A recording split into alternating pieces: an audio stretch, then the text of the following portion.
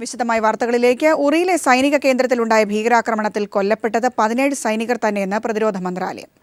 20 സൈനികർ എന്ന പ്രസ്താവന തിരുത്തി. ഭീകരാക്രമണത്തിന്റെ പശ്ചാത്തലത്തിൽ പ്രധാനമന്ത്രി പാകിസ്ഥാനിലെ സാർക്ക് ഉച്ചകോടി ബഹിഷ്കരിക്കും. അതേസമയം ഭീകരാക്രമണത്തിന് പിന്നിൽ പാകിസ്ഥാൻ എന്ന ഇന്ത്യയുടെ ആരോപണം പാകിസ്ഥാൻ നിഷേധിച്ചു. തീവ്രവാദ കേന്ദ്രങ്ങൾക്ക് നേരെ പ്രത്യാക്രമണം ഇപ്പോൾ വേണ്ട എന്ന് സർക്കാർ.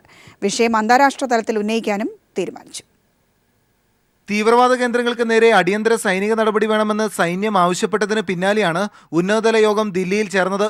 കേന്ദ്ര ആഭ്യന്തരമന്ത്രി രാജ്നാഥ് സിംഗ്, വിദേശകാര്യ ഉപദേഷ്ടാവ് സർത്താജ് അസീസ്, BSF, CRPF DGമാർ എന്നിവരുടെ നേതൃത്വത്തിലുള്ള യോഗത്തിൽ സൈനിക കേന്ദ്രം സന്ദർശിച്ച പ്രതിരോധ മന്ത്രി മനോഹർ പരീക്കർ റിപ്പോർട്ട് കൈമാറി.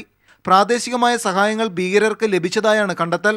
പിന്നീട് പ്രധാനമന്ത്രി നരേന്ദ്രമോദി ആഭ്യന്തര, പ്രതിരോധ, വിദേശകാര്യ, ധനകാര്യ മന്ത്രിമാരോട് ചർച്ച നടത്തി. NIAയോട് ഉടൻ അന്വേഷണം നടത്തി റിപ്പോർട്ട് നൽകാൻ നിർദ്ദേശിച്ചു. ആക്രമണത്തിന് പിന്നിൽ പാകിസ്ഥാൻ തന്നെയെന്ന നിലപാടിൽ ഇന്ത്യ ഉറച്ചു നിൽക്കുകയാണ്. എങ്കിലും ഉടൻ പ്രത്യാക്രമണം നടത്തേണ്ടെന്നാണ് സർക്കാർ തീരുമാനം. അതിർത്തിയിലെ ചെറിയ ആക്രമണങ്ങൾ പോലും ഇരു രാജ്യങ്ങൾക്കുമിടയിലെ കനത്ത ആക്രമണമായി മാറാനാണ് സാധ്യതയെന്ന് വിലയിരുത്തിയാണ് ഈ തീരുമാനം സർക്കാർ കൈക്കൊണ്ടിരിക്കുന്നത്. പകരം വിഷയം അന്താരാഷ്ട്ര തലത്തിൽ ഉയർത്തി പാകിസ്ഥാനെ ഒറ്റപ്പെടുത്താനാണ് തീരുമാനം. UN ജനറൽ അസംബ്ലിയിൽ പാക് നിലപാടിലെ അമർഷം ഇന്ത്യ അറിയിക്കും. പഞ്ചാബ്, ഗുജറാത്ത് അതിർത്തി മുതൽ നിയന്ത്രണ രേഖയ്ക്ക് സമീപവും കൂടുതൽ സൈനികരെ വിന്യസിക്കും. ആക്രമണത്തിൽ വീരമൃത്യു വരിച്ച 17 സൈനികർക്കും രാജ്യം ആദരാഞ്ജലി അർപ്പിച്ചു. അതേസമയം ഭീകരാക്രമണത്തിന് പിന്നിൽ പാകിസ്ഥാൻ എന്ന ഇന്ത്യയുടെ ആരോപണം പാകിസ്ഥാൻ തന്നെ നിഷേധിച്ചു. കാശ്മീർ സംഘർഷം വഴിതിരിച്ചുവിടാൻ ഇന്ത്യ നടത്തുന്ന ആരോപണങ്ങൾ മാത്രമാണിതെന്ന് പാക് വിദേശകാര്യ ഉപദേഷ്ടാവ് സർത്താജ് അസീസ് പ്രതികരിച്ചു. News bureau, Delhi.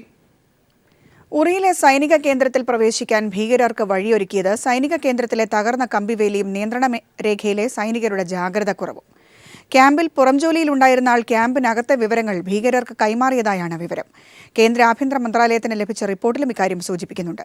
സംഭവത്തിൽ വിശദമായ അന്വേഷണം ആരംഭിച്ചിട്ടുണ്ട്.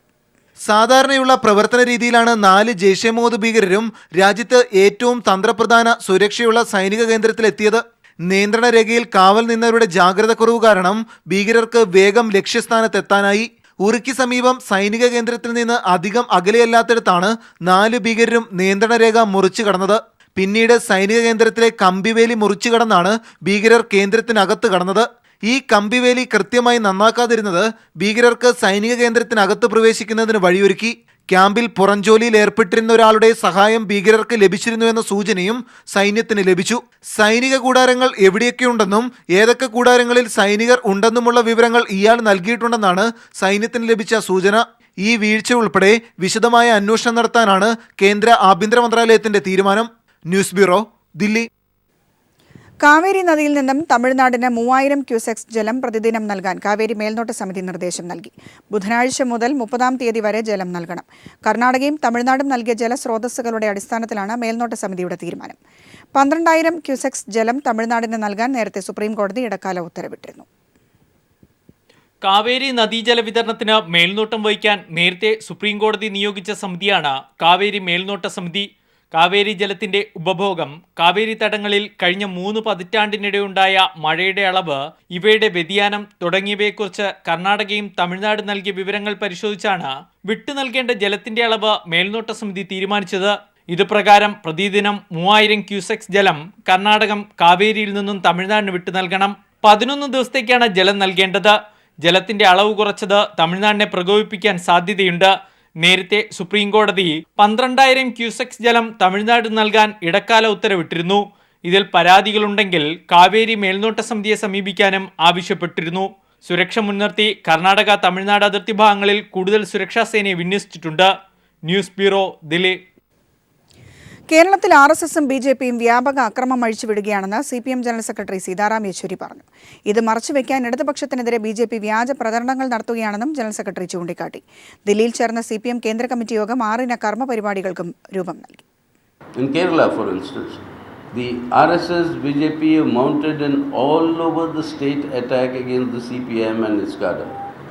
We've lost 4 comrades already in these attacks. Many are seriously injured. കേന്ദ്ര സർക്കാരിന്റെ തെറ്റായ സാമ്പത്തിക നയങ്ങൾക്കെതിരെ പൊതുജന പ്രക്ഷോഭം ആരംഭിക്കാൻ കേന്ദ്ര കമ്മിറ്റി യോഗം തീരുമാനിച്ചു. വർഗീയ ഫാസിസത്തിനെതിരെ ജനാധിപത്യ മതേതര കൂട്ടായ്മ സംഘടിപ്പിക്കും. ദളിത് വിഭാഗങ്ങളെ യോജിപ്പിച്ച് ശക്തിപ്പെടുത്താൻ പദ്ധതി. അമേരിക്കൻ നയങ്ങൾക്ക് മോദി സർക്കാർ കീഴ്പ്പെട്ടുവെന്ന് ചൂണ്ടിക്കാട്ടി പ്രതിഷേധമുയർത്തും. കാശ്മീർ വിഷയം കേന്ദ്ര സർക്കാർ കൈകാര്യം ചെയ്തതിലെ വീഴ്ച ചൂണ്ടിക്കാട്ടി എല്ലാ സംസ്ഥാനങ്ങളിലും പ്രചാരണങ്ങൾ നടത്തും. ഒക്ടോബർ വിപ്ലവത്തിന്റെ ശതാബ്ദി 1 വർഷം നീണ്ട പരിപാടികളോടെ ആഘോഷിക്കാനും കേന്ദ്ര കമ്മിറ്റി യോഗം തീരുമാനിച്ചു. 6 calls for observation. One is intense campaigns, rallies and protests against the growing burdens of the people because of this deteriorating economic conditions. Second, to organize a campaign on the Kashmir situation all across the country. ഗോവിന്ദചാമിക്ക് പരമാവധി ശിക്ഷ വാങ്ങി നൽകാൻ കേരള സർക്കാർ നിയമവിദഗ്ധരുമായി കൂടിയാലോചന നടത്തുന്നതായി പറഞ്ഞ സീതാറാം യെച്ചൂരി വധശിക്ഷ വേണ്ടെന്ന party നിലപാടിനെ സൗമ്യ കേസുമായി കൂട്ടിയോജിപ്പിക്കേണ്ടെന്നും വ്യക്തമാക്കി. RSSന്റെ ഫാസിസ്റ്റ് നയങ്ങൾ ശാസ്ത്രീയമായി നടപ്പിലാക്കുകയാണ് BJP എന്നും സീതാറാം യെച്ചൂരി പറഞ്ഞു. News bureau, Delhi. വാർത്തകൾ തുടരുന്നു. മുൻ ധനമന്ത്രി കെ മാണിയെ വിജിലൻസ് ചോദ്യം ചെയ്തു. ചിങ്ങവനത്തെ സ്വകാര്യ ബാറ്ററി നിർമ്മാണ യൂണിറ്റിന് നികുതി ഇളവ് നൽകിയതുമായി ബന്ധപ്പെട്ട കേസിലാണ് ചോദ്യം ചെയ്തത്. സെപ്റ്റംബർ 13 നാട്ടകം ഗസ്റ്റ് ഹൌസിൽ വിളിച്ചു വരുത്തിയാണ് മാണിയുടെ മൊഴി രേഖപ്പെടുത്തിയത്. വിജിലൻസ് കോട്ടയം ഡിവൈഎസ്പി അശോക് കുമാറിന്റെ നേതൃത്വത്തിൽ നടന്ന ചോദ്യം ചെയ്യൽ 3 മണിക്കൂറോളം നീണ്ടു. ബാറ്ററികളിൽ ഉപയോഗിക്കുന്ന ലെഡ് പൗഡർ ഉണ്ടാക്കുന്ന കോട്ടയം കുറിച്ചിയിലെ സ്വകാര്യ സ്ഥാപനത്തെ വഴിവിട്ട് സഹായിച്ചതിലൂടെ 1.66 കോടി രൂപ ഖജനാവിന് നഷ്ടമുണ്ടായതായി വിജിലൻസ് നടത്തിയ പ്രാഥമിക അന്വേഷണത്തിൽ ബോധ്യപ്പെട്ടിരുന്നു. ഈ കമ്പനിക്ക് മുൻകാല പ്രാബല്യത്തോടെ നികുതി ഇളവ് നൽകുകയായിരുന്നുവെന്നും വിജിലൻസ് കണ്ടെത്തി. ഇതിന്റെ അടിസ്ഥാനത്തിലാണ് FIR രജിസ്റ്റർ ചെയ്ത് കേസെടുത്ത് വിശദമായ അന്വേഷണം ആരംഭിച്ചത്. അന്വേഷണത്തിന്റെ ഭാഗമായി KM മാണിയെ നാട്ടകം ഗസ്റ്റ് ഹൗസിൽ വിളിച്ചു വരുത്തി അതീവ രഹസ്യമായിട്ടായിരുന്നു ചോദ്യം ചെയ്യൽ 3 മണിക്കൂറോളം നീണ്ടു. സൂപ്പർ പിഗ്മെന്റ്സ് ഉടമ ബെന്നി എബ്രഹാമിനെയും കേസിൽ പ്രതി ചേർത്തു. ഇയാളെ അടുത്ത ദിവസം തന്നെ വിജിലൻസ് ചോദ്യം ചെയ്യും. News bureau, Kottayam. മുൻ മന്ത്രി കെ ബാബുവിനെതിരായ അന്വേഷണത്തിന്റെ ഭാഗമായി ബാങ്കുകളിൽ നിന്നുള്ള CCTV ദൃശ്യങ്ങൾ വിജിലൻസ് പിടിച്ചെടുത്തു. പരിശോധനയ്ക്ക് മുൻപ് ബാബുവിന്റെ പേരിലുള്ള ലോക്കർ കാലിയാക്കിയതായി ദൃശ്യങ്ങളിൽ നിന്ന് അന്വേഷണ സംഘത്തിന് വ്യക്തമായി. ബാബുവിന്റെ ഭാര്യ ലോക്കറിന് സമീപത്തേക്ക് നീങ്ങുന്നതും ലോക്കറിൽ നിന്നും സാധനങ്ങൾ എടുത്ത് തിരികെ വരുന്നതും ദൃശ്യങ്ങളിലുണ്ട്. ഈ മാസം 3 ബാങ്ക് ലോക്കറുകൾ വിജിലൻസ് പരിശോധിക്കുന്നതിന് മുൻപായി ലോക്കറുകളിൽ നിന്നും സാധനങ്ങൾ മാറ്റിയതായി അന്വേഷണ സംഘത്തിന് വ്യക്തമായിരുന്നു. ഈ സാഹചര്യത്തിലാണ് ബാങ്കിലെ ലോക്കർ രേഖകളും CCTV ദൃശ്യങ്ങളും പിടിച്ചെടുത്ത് വിജിലൻസ് പരിശോധിച്ചത്. കഴിഞ്ഞ മാസം 10 ലോക്കർ തുറന്നതായി ലോക്കർ രേഖകളിൽ രേഖപ്പെടുത്തിയിരുന്നു. ഇതിനെ തുടർന്നാണ് അന്നേ ദിവസത്തെ CCTV ദൃശ്യങ്ങൾ വിജിലൻസ് ബാങ്ക് അധികൃതരിൽ നിന്നും പിടിച്ചെടുത്തത്. ബാബുവിൻ്റെ ഭാര്യ ലോക്കറിന് സമീപത്തേക്ക് നീങ്ങുന്നതും ലോക്കറിനുള്ളിലുണ്ടായിരുന്ന വസ്തുക്കളുമായി തിരികെ വരുന്നതും ദൃശ്യങ്ങളിലുണ്ട്. ബാങ്ക് കൗണ്ടറിന് സമീപമുള്ള ക്യാമറയിലാണ് ദൃശ്യങ്ങൾ ലഭിച്ചത്. ദൃശ്യങ്ങൾ അവ്യക്തമായതിനാൽ മാറ്റിയ സാധനങ്ങൾ എന്തൊക്കെയാണെന്ന് വ്യക്തമായിട്ടില്ല. തൃപ്പൂണിത്തുറ സ്റ്റാച്യു ജംഗ്ഷനിലെ SBT ശാഖയിൽ നിന്നുള്ള ദൃശ്യങ്ങളാണ് ലഭിച്ചത്. തൃപ്പൂണിത്തുറയിലെ തന്നെ വടക്കേക്കോട്ട ജംഗ്ഷനിലെ SBI ശാഖയിൽ നിന്നുള്ള CCTV ദൃശ്യങ്ങൾ വിജിലൻസ് ബാങ്ക് അധികൃതരോട് ആവശ്യപ്പെട്ടിട്ടുണ്ട്. ഈ 2 ശാഖകളിലും ഈ മാസം 3 നടത്തിയ പരിശോധനകളിൽ ബാബുവിൻ്റെ ലോക്കറുകളിൽ നിന്നും കാര്യമായൊന്നും ലഭിച്ചിരുന്നില്ല. ഈ സാഹചര്യത്തിലാണ് ലോക്കർ അവസാനമായി തുറന്ന ദിവസത്തെ CCTV ദൃശ്യങ്ങൾ ശേഖരിക്കാൻ വിജിലൻസ് തീരുമാനിച്ചത്. News bureau, Kochi.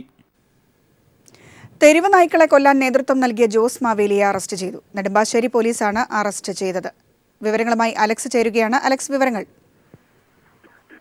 രശ്മി, തെരുവ് നായ്ക്കളെ കൊല്ലാൻ നേതൃത്വം നൽകി എന്ന കുറ്റത്താലാണ് ജോസ് മാവേലി അല്പം മുമ്പ് നെടുമ്പാശ്ശേരി പോലീസ് ഇന്ന് വൈകുന്നേരത്തോടുകൂടി അറസ്റ്റ് ചെയ്തിരിക്കുന്നത്. നിലവിൽ എറണാകുളം ജില്ലയിലെ ഞാറക്കൽ, കുറുപ്പമ്പടി, നെടുമ്പാശ്ശേരി, പുത്തൻവേലിക്ക, പള്ളുരുത്തി, തേവര തുടങ്ങിയ നിരവധി സ്റ്റേഷനുകളിൽ ഇതേ പരാതി ജോസ് മാവേലിക്കെതിരെയുണ്ട്. അക്രമകാരികളായ തെരുവുനായ്ക്കളെ ഉന്മൂലനം ചെയ്യുക മാത്രമല്ല, തെരുവുനായ്ക്കളെ ആകെ ഉന്മൂലനം ചെയ്യുകയാണ് ലക്ഷ്യമെന്ന് ജോസ് മാവേലി പലതവണ വ്യക്തമാക്കിയിട്ടുണ്ട്. പഞ്ചായത്ത് അധികാരികളുടെ അല്ലെങ്കിൽ അവരുടെ ആവശ്യപ്രകാരം വടക്കം പറവൂരിലടക്കം എറണാകുളം ജില്ലയുടെ വിവിധ ഭാഗങ്ങളിൽ നിന്ന് തദ്ദേശ ഭരണ സ്ഥാപന അധികാരികൾ അവർ ആവശ്യപ്പെട്ട പ്രകാരമാണ് ജോസ് മാവേലി തന്റെ ഈ തെരുവുനായ ഉന്മൂലന സംഘത്തെ അവിടേക്ക് അയക്കുന്നതും തെരുവുനായ്ക്കളെ കൊല്ലുന്നതും. ഇന്ന് നെടുമ്പാശ്ശേരി പോലീസ് സ്റ്റേഷൻ പരിധിയിലെ ചെങ്ങമനാട് പഞ്ചായത്തിലെ 26ഓളം തെരുവുനായ്ക്കളെ ഇന്നലെ രാത്രി ഇന്ന് പകലുമായി ഈ സംഘം കൊന്നിരുന്നു. ഈ കേസിലാണ് അറസ്റ്റ് ഇപ്പോൾ നടന്നിരിക്കുന്നത്. മൃഗങ്ങൾക്കെതിരെയുള്ള ക്രൂരതയ്ക്കെതിരെ ചുമത്തുന്ന വകുപ്പുകൾ പ്രകാരമാണ് പോലീസ് കേസെടുത്തിരിക്കുന്നത്. ജോസ് മാവേലി അല്പം മുമ്പ് ആലുവ ജില്ലാ ആശുപത്രിയിൽ വൈദ്യപരിശോധനയ്ക്കായി ഹാജരാക്കിയിട്ടുണ്ട്. ഇപ്പോൾ നെടുമ്പാശ്ശേരി പോലീസ് സ്റ്റേഷനിലാണ് അദ്ദേഹം ഉള്ളത്. അത് കഴിഞ്ഞതിന് ശേഷം ആലുവ 1ാം ക്ലാസ് മജിസ്ട്രേറ്റിന്റെ വീട്ടിലെത്തി അവിടെ ഹാജരാക്കുമെന്നാണ് നമുക്കിപ്പോൾ അറിയാൻ കഴിയുന്നത്. നിലവിൽ ജാമ്യം കിട്ടാവുന്ന വകുപ്പുകൾ മാത്രമാണ് ജോസ് മാവേലിക്കെതിരെ ചുമത്തിയിരിക്കുന്നത്. ലക്ഷ്മി, അലക്സാണ് വിവരങ്ങൾ നൽകിയത്. കുറ്റ്യാടി അപകടത്തിൽ മരിച്ചവർക്ക് നാടിന്റെ കണ്ണീരിൽ കുതിർന്ന യാത്രാമൊഴി.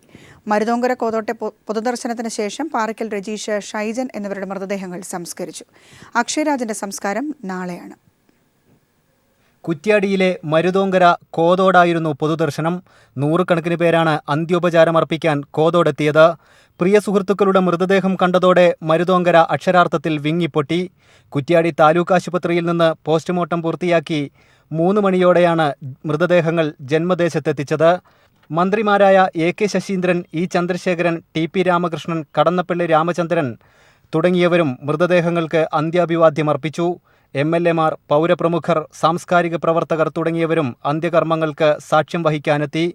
കോതോട്ടെ പൊതുദർശനത്തിനു ശേഷം പാറക്കൽ രജീഷിന്റെയും ഷൈജന്റെയും മൃതദേഹം വീട്ടിൽ കൊണ്ടുപോയി സംസ്കരിച്ചു. അക്ഷയ് രാജിന്റെ സംസ്കാരം ചൊവ്വാഴ്ച നടക്കും. News bureau, Kozhikode. കോഴിക്കോട് കടന്ത്രപ്പുഴയിൽ കാണാതായ ആളുകൾക്കായുള്ള തെരച്ചിൽ ഊർജിതമാക്കി. ഇനിയും കണ്ടെത്താനുള്ളവർക്കായി പ്രത്യേക തെരച്ചിൽ സംഘത്തിന് രൂപം നൽകിയിട്ടുണ്ട്. കാണാതായ 6 പേരിൽ 4 പേരുടെ മൃതദേഹങ്ങളാണ് ലഭിച്ചത്.